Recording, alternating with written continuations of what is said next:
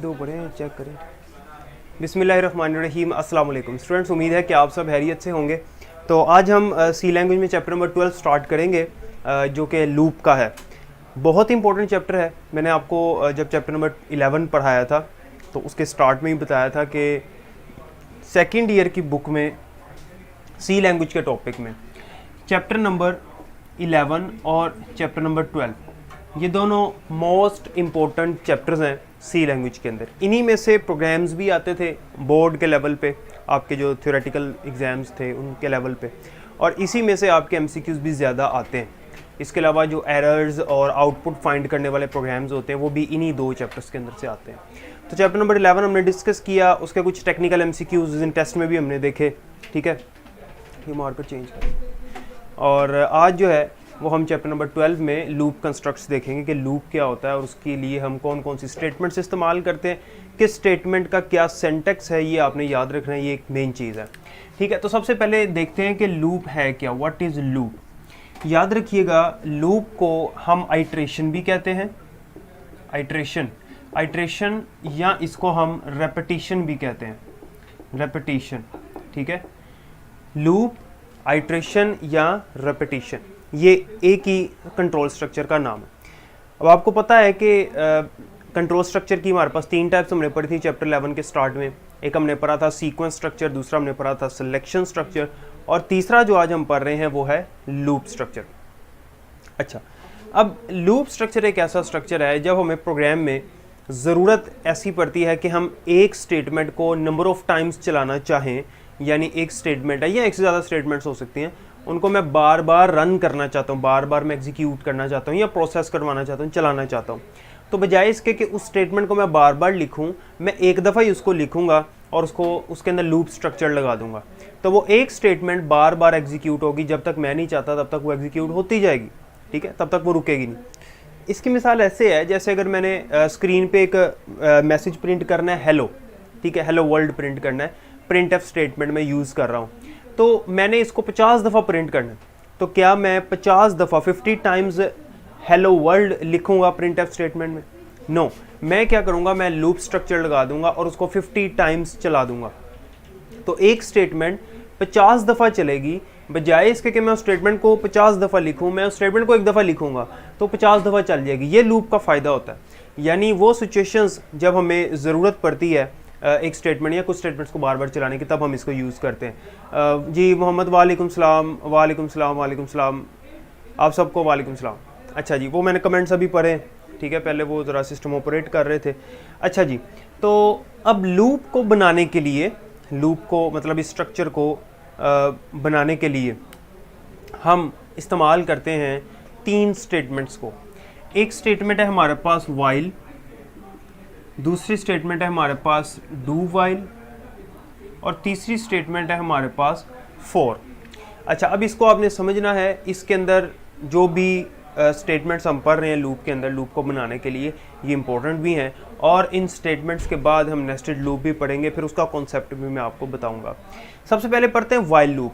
While loop एक ऐसा loop है, अब इसकी ना डेफिनेशन में मैं दो बातें करूंगा जो कि मोस्ट इंपॉर्टेंट हैं, जो आपने ज़हन में भी रखनी है। पहली बात तो ये कि वाइल लूप जो है इसको कंडीशनल लूप कहा जाता है। नोट कर लें इसको, while loop is also called conditional loop. क्यों?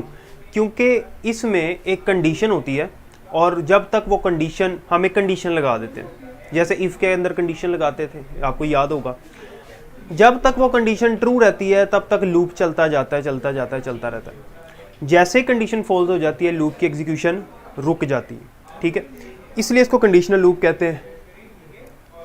अच्छा, अब एक बात तो इसमें ये होगी कि कंडीशनल लूप है। दूसरी बात इसमें यह है कि वाइल लूप जो है इसको हम तब यूज़ करते हैं लूप के लिए जब हमें पता नहीं होता कि कितनी दफ़ा इस लूप ने चलना है।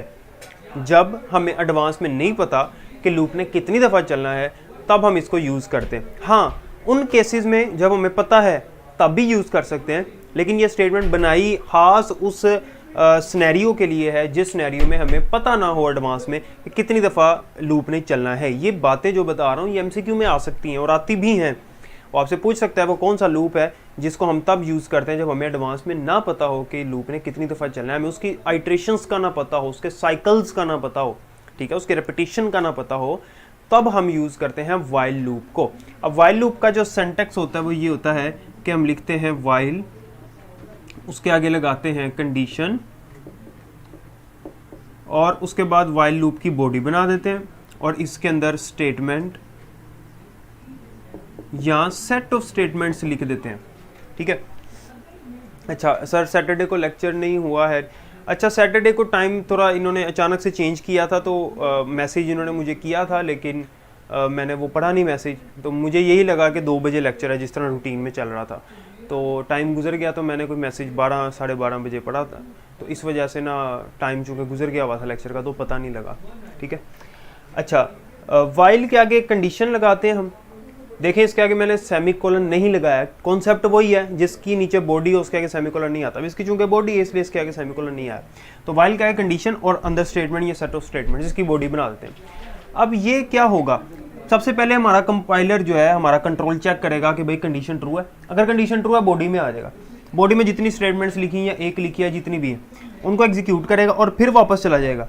अब नीचे अगर प्रोग्राम लिखा हुआ है बॉडी से बाहर, अभी उसको एग्जीक्यूट नहीं करेगा, वापस चले जाएगा, दोबारा कंडीशन टेस्ट करेगा, अगर कंडीशन फिर ट्रू है फिर बॉडी में आएगा, फिर दोबारा जाएगा कंडीशन टेस्ट करेगा, यानी वो कंडीशन टेस्ट करता रहेगा और जब तक कंडीशन ट्रू रहेगी वो इस बॉडी में आता रहेगा। जैसे कंडीशन फॉल्स हो जाएगी वो बॉडी से बाहर आएगा और बाद वाली जो स्टेटमेंट्स है उनको चला देगा। तो इस तरह से हमारा जो वाइल लूप है वो काम करता है। अच्छा अब इसके जो प्रोग्राम्स हैं मैं आपको एक करवा देता हूँ, आपको इसका कॉन्सेप्ट क्लियर हो जाएगा, बाकी जो है वो MCQs के अंदर आप प्रोग्राम्स देखेंगे तो आपको समझ आ जाएगी, ठीक है जी। अच्छा मैं हेडर फाइल से नहीं लगा रहा, डायरेक्ट मैं वॉइड मेन से स्टार्ट कर रहा हूँ, वॉइड मेन। अच्छा एग्जाम्पल मैं वो देने लगा हूँ जिससे आपका ये कॉन्सेप्ट क्लियर हो कि वाइल लूप को हम तब यूज़ करते हैं जब हमें एडवांस में नहीं पता होता कितनी दफ़ा लूप चलना है। फॉर एग्जाम्पल मैं कहता हूँ यूज़र को कि भाई लिमिट दो मुझे, फॉर एग्जाम्पल यूज़र कहता है 50, तो मैं उसको 1 से लेके 50 तक एक सीरीज प्रिंट करवा दूंगा स्क्रीन पे। यूज़र कहता है 20, तो मेरा प्रोग्राम उसको 1 से लेके 20 तक नंबर्स की सीरीज प्रिंट करवा देगा। अब इसमें मुझे तो नहीं ना पता कि यूज़र ने क्या नंबर देना, यूज़र जो भी देगा हमारा लूप उतनी दफ़ा चलेगा। अब ये वो सिचुएशन है, वो सिनेरियो है जिसमें मुझे पता ही नहीं है कि लूप ने कितनी दफ़ा चलना है, क्योंकि ये बात डिपेंड करती है यूज़र की वैल्यू के ऊपर, जो भी गिवन वैल्यू होगी जो यूज़र देगा। तो सबसे पहले तो एक वेरिएबल ले लेते हैं इंटीजर a, ठीक है, इसमें यूज़र से वैल्यू लेते हैं और एक वेरिएबल ले लेते हैं b, इसको हम 1 कर देते हैं क्योंकि इसको हमने 1 से चलाना है, ठीक है। अब printf में मैसेज शो करता हूँ यूज़र को एंटर लिमिट, या आप लिख सकते हैं एंटर रेंज, कि भाई रेंज बता दो कहाँ तक सीरीज़ प्रिंट करवानी है, और उसके बाद scanf में हम इससे नंबर गेट कर लेंगे %a, ठीक है जी।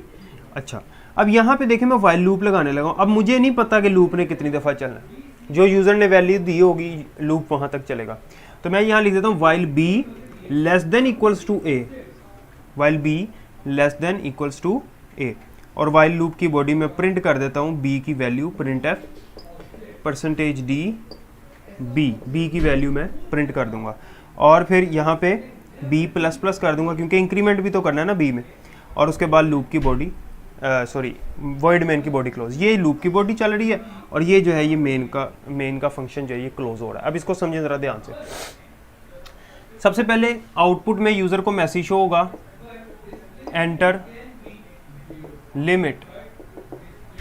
फर्ज करते हैं यूज़र ने नंबर दिया 10, तो किसकी वैल्यू 10 हो गई, a की, क्योंकि a में मैंने scanf में नंबर गेट किया हुआ है, तो a जो है वेरिएबल उसकी वैल्यू हमारे पास 10 हो गई।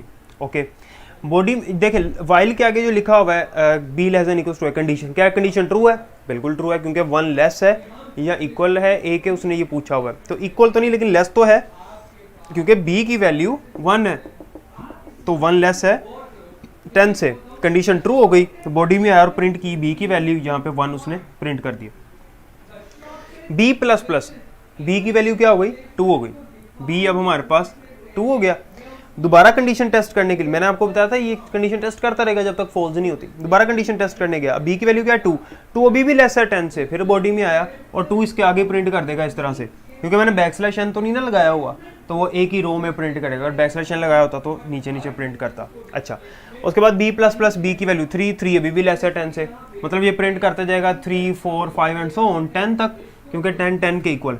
जैसे ही b की वैल्यू 11 होगी तो 11 जो है वो a से, यानी a की वैल्यू 10 है ना, तो लेस है ना इक्वल है, कंडीशन फॉल तो बाहर आ जाएगा। इस तरह से 1 से लेके 10 तक नंबर्स प्रिंट करेगा। अब इसमें मुझे पता नहीं था कि यूज़र क्या नंबर देगा, कितनी दफ़ा लूप ने एग्जीक्यूट होना है, तो इस सिचुएशन में वाइल लूप लगाना बेहतर होता है।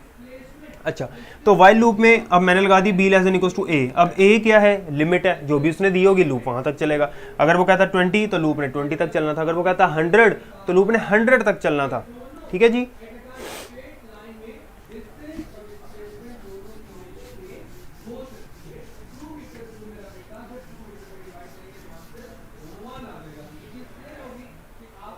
अच्छा, उसके बाद है do while loop. Students, do while loop वहाँ पे यूज़ करते हैं जहाँ पे हमने कम से कम एक दफ़ा लूप की बॉडी में जो भी स्टेटमेंट है उसको एग्जीक्यूट करना है, चाहे कंडीशन फॉल्स है। ठीक है, क्वेश्चन क्या सर आपने एक ही स्टेटमेंट लिखी वाइल की बॉडी, तो हम पैरेंथेसिस, मैंने एक तो नहीं लिखी, मैंने दो लिखी है। एक मैंने वो प्रिंट की थी बी की वैल्यू, और दूसरी मैंने लिखा था बी प्लस प्लस, वो दो हैं। दूसरा मैंने क्या लिखा, बी प्लस प्लस। हाँ, अगर एक होती जो आप पूछना चाह रहे हैं, अगर एक होती तो वो कंपाउंड स्टेटमेंट नहीं थी, तो कंपाउंड स्टेटमेंट ना हो तो उस केस में पैरेंथेसिस आप ना भी लगाएं तो कोई मसला नहीं है। तो वाइल लूप की बॉडी में भी और जो इफ़ जो हमने पढ़ा था इनमें ऐसे ही, अगर कंपाउंड स्टेटमेंट है तब पैरेंथेसिस लगाना ज़रूरी है। अच्छा जी, रिमशा हमने दो ही लिखी थी। अच्छा जी, डू वाइल। डू वाइल एक ऐसा लूप है जो कंडीशन फॉल्स होने पे भी कम से कम एक दफ़ा ज़रूर एग्जीक्यूट होता है। ठीक है, क्योंकि इसमें कंडीशन बाद में लगती है, बॉडी पहले आ जाती है। ठीक है, वाइल लूप में कंडीशन ऊपर थी, इसमें कंडीशन नीचे होती है। इसका सिंटैक्स ये होता है डू, डू के आगे कुछ भी नहीं लिखना, ना ही सेमीकोलन लगाना है, क्योंकि डू की नीचे बॉडी मौजूद है, और आगे फिर स्टेटमेंट या सेट ऑफ स्टेटमेंट्स जो हमने एग्जीक्यूट करनी है बार बार, और फिर उसके बाद वाइल और उसके आगे कंडीशन। अब यहाँ पे सेमीकोलन आएगा, ये चीज़ समझने वाली है। कॉन्सेप्ट वही है जो मैंने आपको दिया था, रट्टा लगाने की ज़रूरत नहीं है कि किस स्टेटमेंट के आगे आता है सेमीकोलन, किसके आगे नहीं आता। इसमें कोई क्रैमिंग का कोई असूल नहीं है। असूल वही है जो मैंने बताया था कि भाई जिसकी बॉडी नीचे है उसके आगे सेमीकोलन नहीं लगाना। अब यहाँ पे डू की बॉडी है, वाइल की नहीं है। वहाँ वाइल की बॉडी थी, वहाँ सेमीकोलन नहीं आया, यहाँ सेमीकोलन आएगा, क्योंकि यहाँ वाइल की बॉडी नहीं है, डू की बॉडी है। इसमें क्या होता है कि वो हमारा कंट्रोल बगैर, यहाँ तो कोई कंडीशन नहीं है, बगैर टेस्ट कंडीशन की है, बॉडी में आ जाएगा, इसको एग्जीक्यूट करेगा, उसके बाद इस कंडीशन को टेस्ट करेगा। अगर कंडीशन ट्रू है तो वापस चला जाएगा बॉडी में, लेकिन अगर कंडीशन फॉल्स है तो नीचे आ जाएगा, दोबारा ऊपर नहीं जाएगा।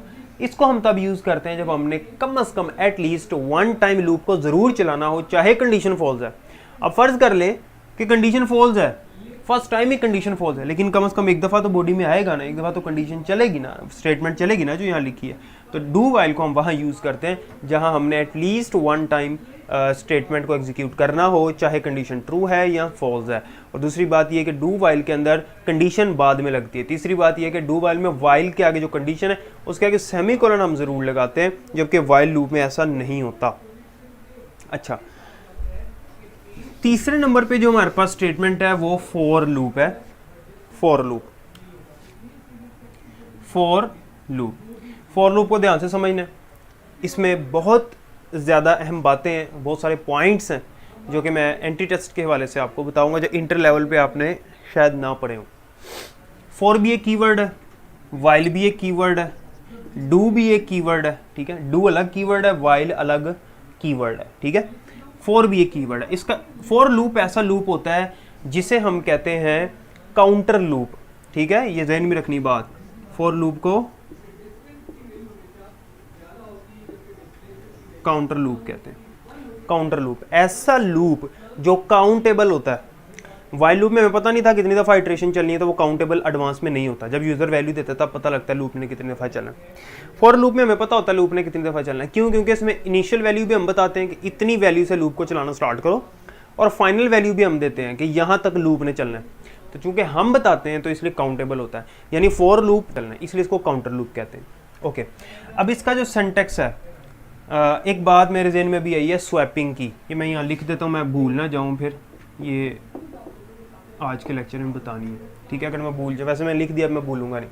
एक चीज़ स्वैपिंग की बतानी है, एक लूप कंट्रोल वेरिएबल बताना है कि कंट्रोल वेरिएबल क्या होता है, और सेंटिनल वैल्यू भी बतानी है कि ये क्या होती है, ये ना हो कि मैं भूल जाऊँ, इसलिए मैंने यहाँ पे लिखा है। ओके, ये बाद में बताता हूँ। फोर का जो सिंटैक्स है वो ज़रा समझ ले।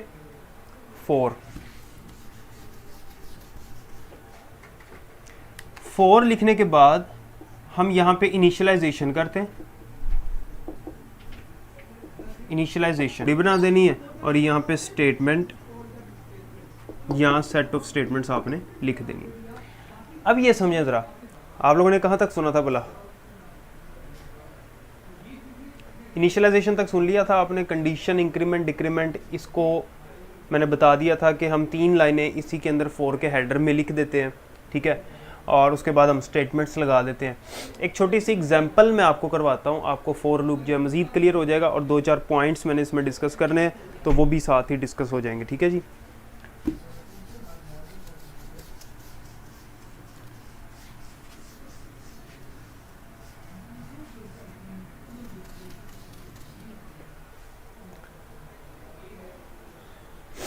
अच्छा, सिंटेक्स पे था, फोर लूप से स्टार्ट करें। फोर लूप दोबारा पढ़ाऊँ यार? अच्छा, मैंने जो वाइल लूप के साथ कंपेयर किया वो भी नहीं आपने देखा? वाइल लूप के साथ जो कंपेयर किया वो भी नहीं देखा? जो मैंने वाइल लूप के साथ कंपैरिजन किया था वो भी आपको शो नहीं हुआ? मुझे बताएं ज़रा, ताकि मैं आपको दोबारा से पढ़ा दूँ फिर।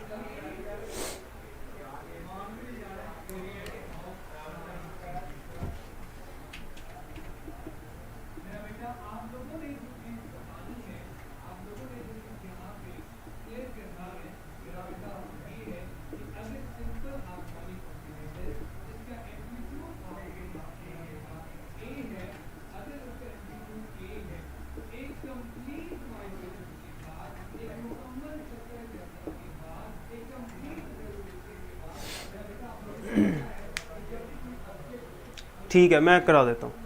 इधर देखें ज़रा, मैं दोबारा बता देता हूँ। ये मैंने एक प्रोग्राम लिखा है, इसी के अंदर मैं फोर लूप का सिंटेक्स भी बता देता हूँ, और इसी के अंदर, ठीक है समाविया, मैं बता देता हूँ दोबारा। इसी के अंदर मैं आपको वाइल लूप के साथ कंपेयर करके भी यार बताया तो है आपको कि मैंने इंटरनेट प्रॉब्लम हो गई थी, इंटरनेट चला गया था, तो इस वजह से रुक गई थी वीडियो, तो इंटरनेट आ गया अब। तो ये एक पीछे से जो ISP है उनकी तरफ से प्रॉब्लम थी, इंटरनेट अचानक से चला गया था, तो वो आ गया।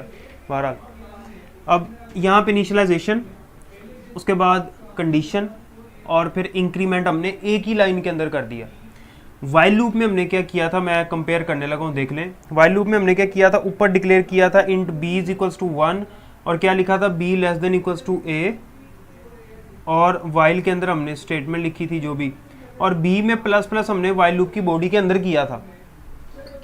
फॉर लूप में क्या करना होता है, ये जो इनिशियलाइजेशन की, ये जो कंडीशन लिखी, और ये जो हमने इंक्रीमेंट डिक्रीमेंट किया, ये एक ही लाइन के अंदर कर देते हैं। इसलिए फॉर लूप को लिखने से हमारा लाइन ऑफ कोड कम हो जाता है। 3 लाइनें एक ही लाइन में, यानी फोर के हेडर के अंदर ही हम लिख देते हैं, ठीक है। अब यहाँ पे for int a is equal to 1, a less than equal to 20, और a plus plus. Initialization, condition और इंक्रीमेंट डिक्रीमेंट ये एक ही वेरिएबल का करना होता है। ये ना हो यहाँ पे इनिशियलाइजेशन किसी और वेरिएबल को किया हो, कंडीशन किसी और पे लगी हो, इंक्रीमेंट डिक्रीमेंट किसी और पे हुआ हो, ऐसा नहीं करना, ठीक है। एक ही वेरिएबल है, ठीक है। अब ये देखें, int a is equal to 1, a की वैल्यू 1 है, उसने कंडीशन टेस्ट करनी है। सबसे पहले जो मैं बात बताने लगा हूँ ये ध्यान से समझनी है, बहुत इंपॉर्टेंट है, ठीक है। मैंने आपको बताया था फॉर लूप के अंदर बहुत छोटे छोटे पॉइंट्स हैं जो एंटी टेस्ट के वाले से इंपॉर्टेंट है, मैं बताने लगा हूँ, ध्यान से सुन लें। ये जो इनिशियलाइजेशन है, उसने सबसे पहले इसको रीड करना है। हमारे कंपाइलर ने, उसने देखा भाई a की वैल्यू 1 है, उसने कंडीशन टेस्ट की, कंडीशन ट्रू है क्योंकि 1 लेस है 20 से। a प्लस प्लस, a की वैल्यू में उसने प्लस प्लस करना है, लेकिन अभी नहीं करना। कहाँ पे करना है, जब बॉडी एंड हो जाएगी, जब बॉडी एंड हो जाएगी, अंदर जितनी स्टेटमेंट्स हैं वो चल जाएंगी, तब उसने इंक्रीमेंट करके अगली कंडीशन टेस्ट करने आना है। ये बात याद रखनी है। दोबारा बता रहा हूँ कि अगर फोर की बॉडी बनी हुई है, यहाँ पे बहुत सारी स्टेटमेंट्स लिखी हुई हैं, तो ये जो इंक्रीमेंट हमने फोर के हेडर में किया होगा वो किस पॉइंट पे करेगा, किस स्टेटमेंट के बाद करेगा या किस स्टेटमेंट से पहले करेगा। तो बॉडी के अंदर जो कुछ लिखा हुआ है, जितनी स्टेटमेंट्स लिखी हुई हैं, उन सब को एग्जीक्यूट करने के बाद एट द एंड जाके उसने वो इंक्रीमेंट या डिक्रीमेंट जो भी हमने किया वो करना होता है, ठीक है। काशान, आपने जो क्वेश्चन किया वो मैं अभी एक्सप्लेन कर रहा हूँ, अभी मैं इधर ही हूँ, मैं गया नहीं हूँ, अभी मैं बता रहा हूँ, ये भी मैं बताना है अभी। अच्छा, तो अब ये जो प्लस प्लस है, ए प्लस प्लस, ये उसने कहाँ पे करना है, ये उसने बॉडी एंड होने से एक स्टेप पहले करना है, यानी अंदर जितनी स्टेटमेंट्स हैं उनको चलाने के बाद। और एक बार ये अहम बात, ये जो इनिशियलाइजेशन है, यहाँ पे इनिशियलाइजेशन हुई है, ये उसने सिर्फ एक दफ़ा रीड करनी होती है, बार बार नहीं करनी होती। आपसे ये भी पूछा जा सकता है, एंटी टेस्ट का MCQ है कि फॉर के हेडर के अंदर जो इनिशियलाइजेशन है, कंडीशन है, इंक्रीमेंट डिक्रीमेंट, उनमें से कौन सी ऐसी चीज़ है जो सिर्फ एक दफ़ा एग्जीक्यूट होती है, एक दफ़ा उसको रीड करता है, वो है इनिशियलाइजेशन। वो उसने सबसे पहली दफ़ा देख लेनी कि वैल्यू 1 है, बस नेक्स्ट टाइम उसने कंडीशन टेस्ट करते रहना इंक्रीमेंट करने के बाद। और इंक्रीमेंट कहाँ करना है, बॉडी को एग्जीक्यूट करके अंदर जितनी स्टेटमेंट्स उनको चलाने के बाद, ठीक है। अच्छा, वो वेरिएबल जिसकी वैल्यू पे हमारे लूप की आइट्रेशंस डिपेंड कर रही होती हैं, जिसकी वैल्यू पे हमारे लूप की आइट्रेशंस डिपेंड करती हैं, मतलब यहाँ पे a की जो वैल्यू है उस पर डिपेंड कर रहा है लूप ने कितनी दफ़ा चलना है, यहाँ जो b की वैल्यू है उस पर डिपेंड कर रहा है कि लूप ने कितनी दफ़ा चलना है। वो वेरिएबल जो लूप की आइट्रेशंस को कंट्रोल करता है, जिसकी वैल्यू लूप की आइट्रेशंस को कंट्रोल करती है, जिसकी वैल्यू पे डिपेंड करता है लूप ने कितनी दफ़ा चलना है, उस वेरिएबल को कहते हैं लूप कंट्रोल वेरिएबल, ठीक है। यहाँ पे लूप कंट्रोल वेरिएबल b है जो हमने पहले वाइल लूप किया था। फॉर लूप वाला ये जो हम प्रोग्राम कर रहे हैं इसमें लूप कंट्रोल वेरिएबल a है हमारे पास, ठीक है। तो वो वेरिएबल जो कि जिसकी वैल्यू पे हमने कंडीशन लगाई होती है उसे हम लूप कंट्रोल वेरिएबल कहते हैं। अच्छा, अब यहाँ पे फॉर लूप के अंदर अगर हम चाहें इंक्रीमेंट यहाँ नीचे लिखना चाहें, ठीक है, फर्ज जैसे वाइल लूप में हमने किया, फर्ज करते हैं मैं इंक्रीमेंट यहाँ पे नहीं करता, मैं इधर कर देता हूँ a प्लस प्लस और बॉडी यहाँ क्लोज कर देता हूँ, तो कोई मसला नहीं, आप ऐसा कर सकते हैं। इसी तरह से अगर आपने इनिशियलाइजेशन यहाँ पे नहीं करनी, आप वाइल लूप की तरह ऊपर करना चाहते हैं इनिशियलाइजेशन, तो आप यहाँ पे कर लें int a is equals to 1, ठीक है। और फिर आपको यहाँ पे क्या लिखना पड़ेगा, सिर्फ कंडीशन और कहीं नहीं लिखी जा सकती, कंडीशन तो हेडर में ही आएगी। फिर आपने ये सेमीकोलन जरूर लगाना है, उसके बाद कंडीशन लगानी a less than equals to 20, जो भी हमने कंडीशन लगाई, फिर आपने सेमीकोलन लगाना है और फिर बॉडी क्लोज करनी, यानी सेमीकोलन्स लगाना जरूरी है ताकि उसको पता लगे कि जो चीज़ मिस की है वो क्या है और जो चीज़ लिखी है वो क्या है, ठीक है। अब यहाँ पे जो सेमीकोलन लगाया मैंने इधर और यहाँ जो सेमीकोलन लगाया, इससे हमारे कंपाइलर को पता लग गया भाई इस सेमीकोलन से पहले जो चीज़ लिखनी थी वो मिस की है, यानी इनिशियलाइजेशन, और लास्ट पे इंक्रीमेंट डिक्रीमेंट मिस किया, वो नीचे लिख दिया, ठीक है। और यहाँ पे a less than equals to 20, ये जो मैंने कंडीशन लगाई हुई है ये इधर ही आएगी। अगर हम ऐसा नहीं करते, बिलफर्ज मैं लिख देता हूँ for a less than equals to 20 और मैं कहता हूँ जी मैंने इनिशियलाइजेशन ऊपर कर दी, इंक्रीमेंट डिक्रीमेंट नीचे कर दिया, एरर आ जाएगा। क्यों? उसको लगेगा क्योंकि फॉर लूप के हेडर में सिंटैक्स के मुताबिक फॉर लूप के हेडर में पहली चीज़ होती है इनिशियलाइजेशन, उसे लगेगा ये इसने इनिशियलाइजेशन की है और वो कहेगा इनिशियलाइजेशन में सिंटैक्स एरर है। ऐसा करने से सिंटैक्स एरर आ जाएगा, ठीक है। अच्छा जी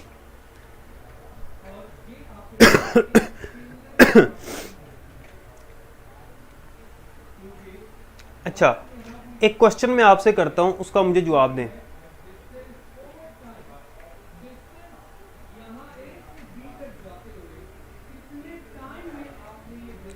बेटे जो मैंने यहाँ पे लिखा हुआ है, जहां मैंने सेमीकोलन लगाया, यहाँ सेमीकोलन नहीं आता, यहाँ कोमा नहीं आता, इसको ज़रा देख लें। मैं एक MCQ पूछने लगा हूँ आपसे। मैं फॉर लूप लिखता हूँ, इनिशियलाइजेशन की मैंने, कंडीशन लगाई मैंने, मतलब फॉर हेडर लिखा और यहाँ पे लगा दिया सेमीकोलन, हालांकि जिसकी बॉडी हो उसके आगे सेमीकोलन तो नहीं आता, ये तो सिंटैक्स है, ठीक है। और यहाँ पे मैंने स्टेटमेंट या सेट ऑफ स्टेटमेंट्स लिख दी, ठीक है जी। अच्छा, तो अब क्या होगा, ए ऑप्शन है सिंटैक्स एरर कि भाई सिंटैक्स एरर आएगा, बी ऑप्शन है run time error,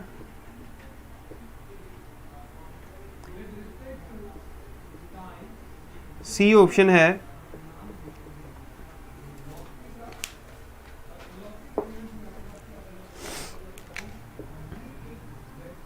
body will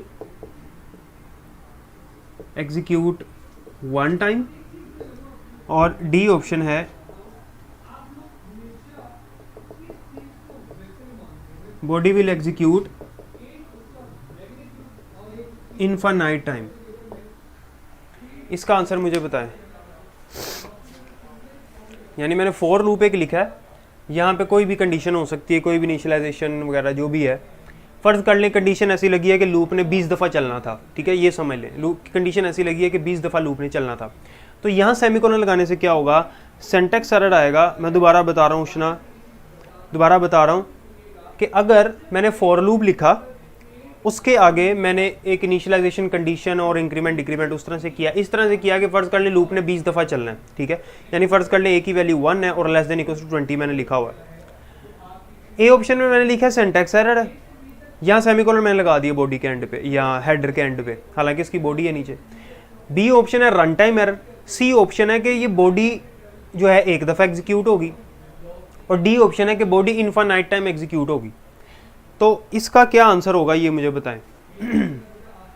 Rimsha ने कहा है सी ऑप्शन, हमजा ने कहा है सी, आगे क्वेश्चन मार्क है, हमजा पूछ रहा है कि सी है। अच्छा जी, चलें ये मुझे बताएं, उसके बाद मैं आपको एक दो चीज़ें और बता देता हूँ।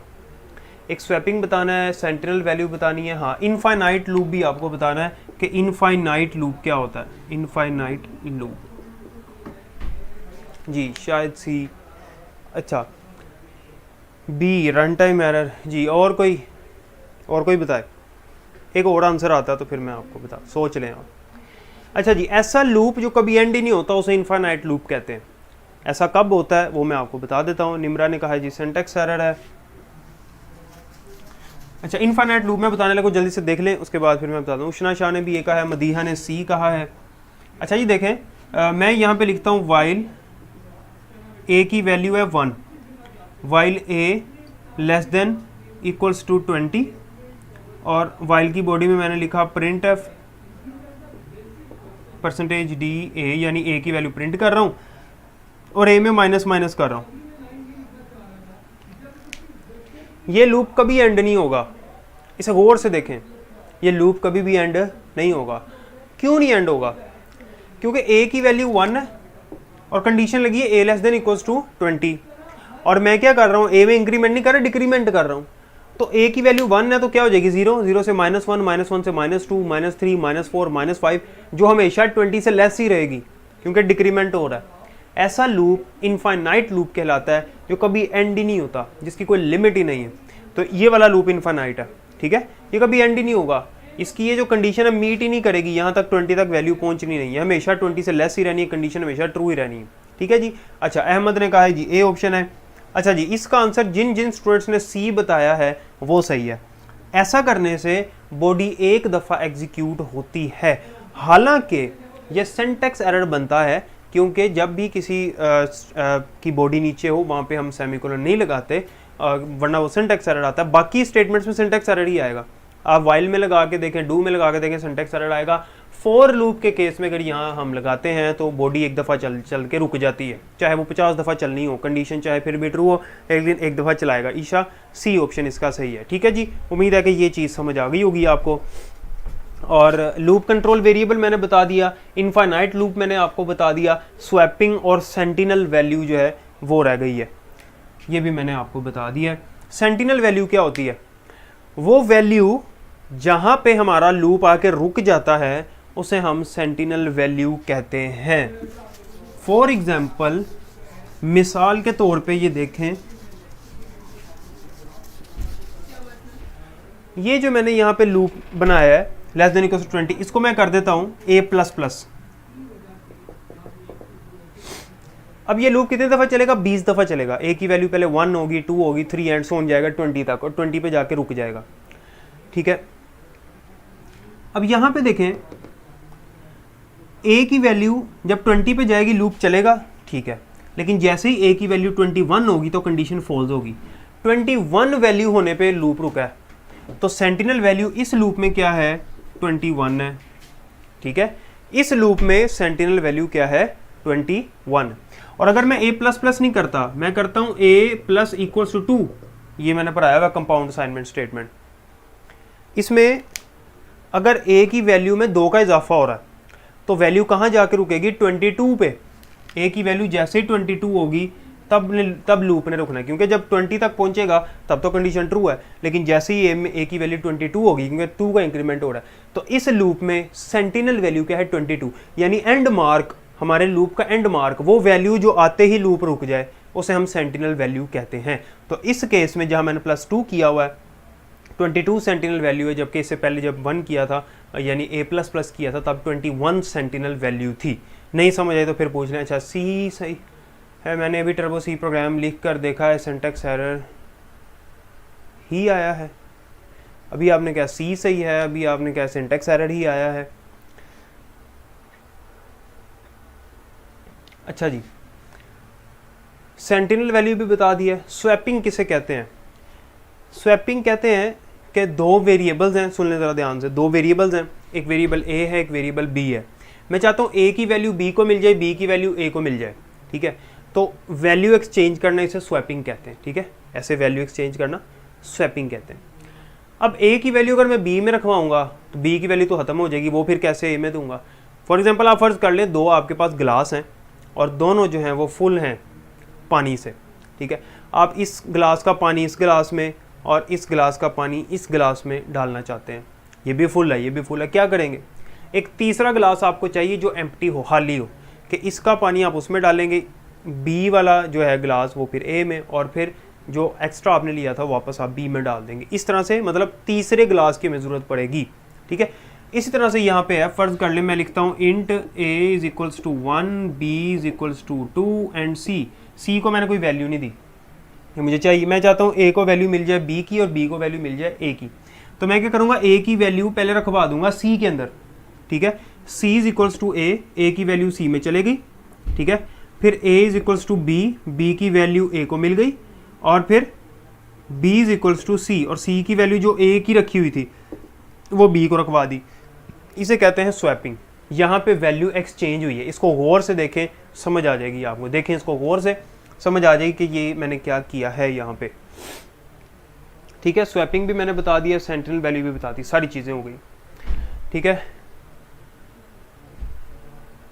बॉडी एक दफ़ा एग्जीक्यूट होने के बाद सिंटैक्स एरर आया है। हाँ जी, बॉडी एक दफ़ा एग्जीक्यूट ज़रूर हुई है, तो एंटी टेस्ट में MCQ ये आता है, तो वो बॉडी जो एक दफ़ा एग्जीक्यूट होती है, ये उसका जो है सही आंसर होगा according to the best answer.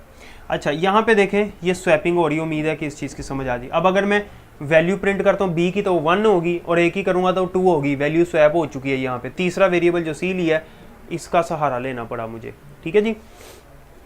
अच्छा, गो टू स्टेटमेंट भी इसी चैप्टर में लास्ट पे है। गो टू स्टेटमेंट क्या है? गो टू स्टेटमेंट एक अनकंडीशनल ट्रांसफर ऑफ कंट्रोल है। अनकंडीशनल ट्रांसफर ऑफ कंट्रोल से मुराद है कि हमारे कंट्रोल को प्रोग्राम के एक हिस्से से किसी दूसरे हिस्से तक ट्रांसफ़र करना बगैर किसी कंडीशन के। यानी कि हम, इसका सिंटैक्स ये होता है, हम लेबल लिखते हैं, लेबल के आगे लगाना है कोलन, ठीक है। उसके बाद कुछ स्टेटमेंट्स के बाद जहाँ से आपने अपने कंट्रोल को शिफ्ट करना है वहाँ लिख के आगे वही लेबल लिख दें, लेबल, और आगे सेमीकोलन लगा दें। जब हमारा कंट्रोल यहाँ पे आएगा ना, गो टू स्टेटमेंट के पास यहाँ पे आएगा, तो जो लेबल यहाँ लिखा हुआ है इसको ढूंढेगा प्रोग्राम में कहाँ लिखा हुआ है, वो हमारे कंट्रोल को डायरेक्ट शिफ्ट कर देगा इस लेबल पे, और यहाँ से जाके फिर उसको एग्जीक्यूट करना शुरू कर देगा। इसे हम इस तरह से हम गो टू स्टेटमेंट में करते हैं। और लेबल जो है वो जिस तरह वेरिएबल का नाम लिखने का असूल है, लेबल का भी वही है। फॉर एग्जांपल मैं प्रोग्राम में लिख देता हूँ ए, ठीक है, कोलन लगा दिया, और कुछ स्टेटमेंट्स के बाद मैं लिख दिया गो टू ए, ये एग्जांपल के तौर पे बता रहा हूँ। अब जब वो यहाँ पे आएगा ना तो डायरेक्ट यहाँ से शिफ्ट कर जाएगा ए के पास और फिर इसको चलाना शुरू कर देगा। तो कंडीशन देखें कोई भी नहीं है, डायरेक्ट ही गो टू ए लिखा तो डायरेक्ट ही जहाँ पे लेबल ए लिखा हुआ है वहाँ पे ट्रांसफ़र हो जाएगा। इसे गो टू स्टेटमेंट कहते हैं। अच्छा, अब एक बात याद रखनी है, एक चीज़ होती है नेस्टेड लूप। लूप के अंदर एक और लूप लगा दें, उसे हम नेस्टेड लूप कहते हैं। जैसे हमने इफ़ के अंदर एक इफ़ पढ़ा था, if statement inside another if statement is called nested if. इसी तरह से loop inside another loop is called nested loop. बाहर वाला आउटर लूप होता है, अंदर वाला इनर लूप होता है। एक बात मैं बताने लगा हूँ, सुन लें। आपसे पूछा जाए लूप की टाइप्स कितनी है, आपसे पूछा जाए लूप की स्टेटमेंट्स कितनी है, तो 3 आंसर लगाना है, वाइल, डू वाइल और फॉर। आपसे पूछा जाए लूप के स्ट्रक्चर कितने हैं, तो 4 आंसर लगाना है, वाइल, डू वाइल, फॉर और nested loop. Nested loop is not a statement, nested loop is a structure of loop. Nested loop एक स्ट्रक्चर है, स्टेटमेंट नहीं। अगर स्ट्रक्चर का वर्ड आ जाए तो आपने वहां 4 आंसर लगाना है, क्योंकि नेस्टेड लूप एक स्ट्रक्चर है। अच्छा, क्या बार बार एग्जीक्यूट होता रहेगा? ये जो मैंने लिखा है, हाँ ये तो चलता रहेगा, ये यहाँ से फिर यहाँ आएगा, यहाँ फिर यहाँ आएगा, ये भी इनफाइनाइट लूप की तरह बार बार चलेगा। ये तो मैंने सिर्फ समझाया आपको।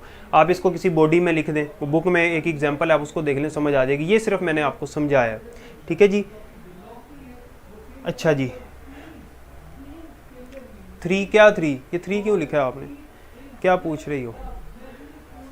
अच्छा जी, हाँ इनफाइनाइट लूप। एक मैं यहाँ पे लूप लिखता हूँ, आपने मुझे बताना है कि कितनी दफ़ा एग्जीक्यूशन होगी, और ऐसा एक MCQ मैंने आज के टेस्ट में भी दिया हुआ है। ये स्वैपिंग की समझ आ गई है, इसको रेज कर दूँ, इसमें से कुछ पूछना तो नहीं है, आपने मुझे बता दें।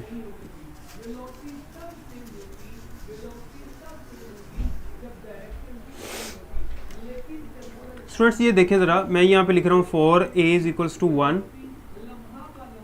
ऊपर मैं a को डिक्लेयर कर रहा हूँ, नीचे मैंने a इज इक्वल्स टू 1 लिखा है। गो टू स्टेटमेंट कब एंड होगी? बेटे गो टू स्टेटमेंट लूप की तरह नहीं है, उसको हम सिर्फ लेबल के पास भेज रहे हैं, आपकी मर्जी है। ये जो मैंने यहाँ लिखा है ये तो कभी एंड नहीं ना होगा, आपकी मर्जी है, आप गो टू ऊपर लिख दें, लेबल नीचे लगा दें। ये देखें, आप यहाँ लिखें गो टू a और नीचे लिख दें a, ठीक है। अब क्या होगा कि जब वो इस गो टू के पास आएगा, इन लाइनों को स्किप करके डायरेक्ट यहाँ से यहाँ जंप कर जाएगा और फिर इनको चलाना शुरू कर देगा, ठीक है। ये गो टू की एग्जांपल है, सिर्फ मैंने वो समझाया था आपको। अच्छा, यहाँ पे देखें a इज इक्वल्स टू 1 है, a less than equals to 5 है, ठीक है, a प्लस प्लस है। एक ये लूप लगाया फॉर, दूसरा फॉर लूप मैंने लगाया int b is equals to 1, b less than equals to 2 और b प्लस प्लस, ठीक है जी। और इसकी बॉडी के अंदर मैं लिख रहा हूँ हेलो, प्रिंट एफ हेलो, और ये यहाँ पे एंड कर रहा हूँ। अब आप मुझे बताएं कि ये जो हेलो है कितनी दफ़ा प्रिंट होगा। मैं दोबारा बता रहा हूँ, ये जो मैंने लिखा है मैं बोल के बता रहा हूँ, जल्दी से बताएं, इसके बाद फिर MCQ शुरू करने। लास्ट चीज़ है, जो आउटर लूप है, बाहर वाला आउटर लूप, वो 5 दफ़ा चल रहा है। a की वैल्यू 1 है, a less than equals to 5 है और a प्लस प्लस हो रहा है। आउटर लूप 5 दफ़ा चल रहा है, और इनर लूप जो है वो 2 दफ़ा चल रहा है। b इज इक्वल्स टू 1 है और b less than equals to 2 है, ठीक है जी। तो ये जो हेलो है ये कितनी दफ़ा प्रिंट होगा, ये मुझे बताएं। मैं आपको ऑप्शंस दे देता हूँ, 2, 10, 15, 20, ये 4 ऑप्शन है। इनमें से मुझे बताएं कि ये जो हेलो है ये कितनी दफ़ा प्रिंट होगा। जल्दी से आपने मुझे बताना, जल्दी करें जल्दी। आउटर लूप 5 दफ़ा चल रहा है, इनर लूप 2 दफ़ा चल रहा है, तो जो हेलो है जो अंदर लिखा हुआ है इनर लूप के अंदर, वो कितनी दफ़ा प्रिंट होगा। उष्णा शाह ने कहा है 2 टाइम्स प्रिंट होगा, सैरिश ने भी कहा है 2 टाइम्स प्रिंट होगा, और कोई बताए। ये ऑप्शन मैं लिखे हैं 2, 10, 15 और 20। जल्दी करें जल्दी। हमजा ने भी कहा है 2 टाइम्स प्रिंट होगा, मदीहा ने भी कहा है 2 टाइम्स प्रिंट होगा, रिमशा ने कहा है 25। रिमशा 25 की तो ऑप्शन है ही नहीं, मैंने सिर्फ 2, 10, 15 और 20 की ऑप्शन दी है, बाकी सब ने 2, 2, 2 कहा है, रिमशा ने 15 कह दिया है। अच्छा जी, और कोई जी? अब समझ लें ज़रा, हमजा ने 15 कहा है जी, सबका आंसर गलत है। मोहम्मद आपका भी आंसर गलत है, 25 तो मैंने ऑप्शन दिया नहीं। ये यहाँ पे ऑप्शन 10 करेक्ट है, 10 करेक्ट ऑप्शन है, 10 इज़ द राइट ऑप्शन। क्यों? समझें ज़रा इसको गौर से, अब समझना आपने, बड़ी इंपॉर्टेंट बात पाने लगो। आउटर लूप क्या है, 5 दफ़ा चलेगा। अच्छा, a की वैल्यू 1 है, बॉडी में आ गया, जब बॉडी में आया b की वैल्यू उसको 1 मिली और b less than equals to 2 लिखा हुआ है, इसने 2 दफ़ा चलना है। अंदर वाले लूप ने अब 2 दफ़ा चलना है, तो 2 दफ़ा हेलो प्रिंट कर दिया उसने, 2 दफ़ा हेलो प्रिंट कर दिया, ओके, अंदर वाला लूप खत्म हो गया। बाहर वाले लूप के पास फिर गया, अब a की वैल्यू 2 हो चुकी है, अब बाहर वाले लूप का एक चक्कर कंप्लीट हुआ है अभी, यानी बाहर वाला लूप पहले चक्कर में अंदर आया तो अंदर वाला लूप 2 दफ़ा चल गया, फिर बाहर वाले लूप का दूसरा चक्कर अंदर वाला फिर दूसरी दफ़ा चल गया, फिर बाहर वाला लूप का तीसरा चक्कर और अंदर वाला जो लूप है फिर 2 दफ़ा चल गया, 6 हो गया, फिर उसकी वैल्यू 4 हुई, चौथा चक्कर और फिर 2 दफ़ा चल गया, 8 हो गया, फिर 5वां चक्कर अंदर वाला फिर 2 दफ़ा चला और ये क्या हो गया, 10 हो गया, ठीक है।